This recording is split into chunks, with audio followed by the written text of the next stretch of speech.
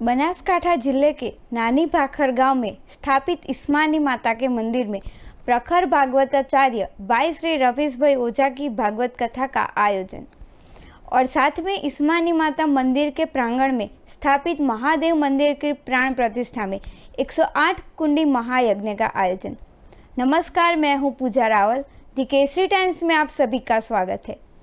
गुजरात के बनासकांठा जिले के डीसा तालुका के नानी भाखर गांव में राजराजेश्वरी ब्रह्माणी स्वरूप इस्मानी माता विराजमान है। लाखों श्रद्धालु और भक्तों की आस्था का केंद्र पर्वत पर विराजमान इस्मानी माता भक्तों की मनोकामना पूर्ण करती है। साधु संतों एवं महायोगियों हर साल मां के सानिध्य में चातुर्मास करके धन्यता का आभास करते हैं।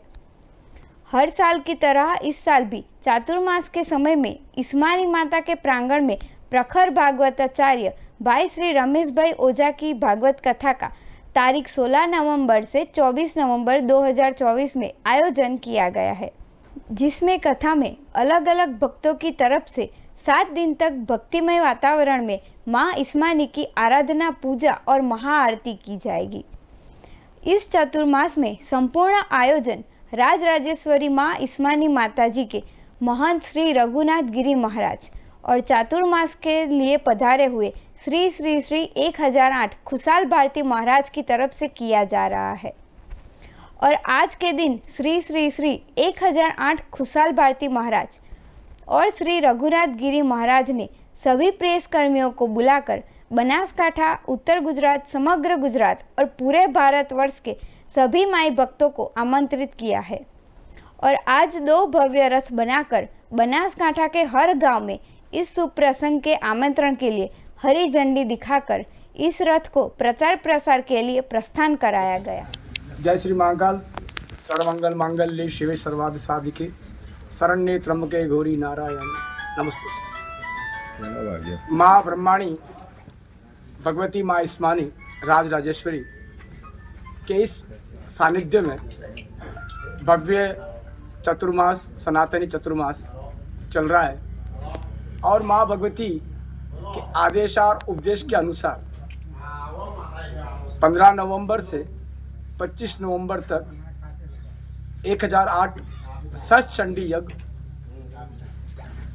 माँ भगवती 108 कुंडी यज्ञ का भव्य आयोजन 16 नवंबर से 25 नवंबर को इसकी पूर्णावृत्ति।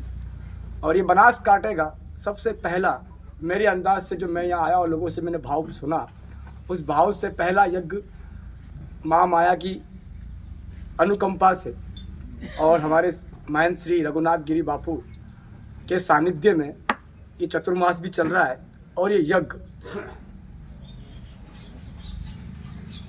की पूरी भाषा पराकाष्ठा करें तो यज्ञ है, भगवान का मुख है और मुख में स्वयं को आहुति देना। और ये महा सतचंडी यज्ञ है जहाँ भगवती का स्वयं स्वरूप विराटमान शक्ति का आवरण और उनकी पूजा और प्रतिष्ठा, ये सभी कार्यक्रम नवंबर में पूर्ण रूप से होंगे। और भागवत भाई श्री की जो भागवत है उसके बारे में हमारे वहाँ से पीए साहब आए हैं, वो आपको पूर्ण रूप से इसकी जानकारी देंगे।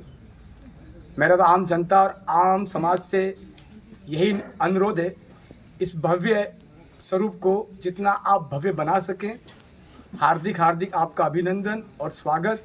और इस स्वरूप को जितना बड़ा कर सकें वह आप लोग स्वयं पधार कर भक्तजन, समाजजन और जितने भी यहाँ से जुड़े हुए आम जनता है वो इस विराट स्वरूप को खड़ा करें। जय श्री महाकाल। સૌને જય શ્રી કૃષ્ણ।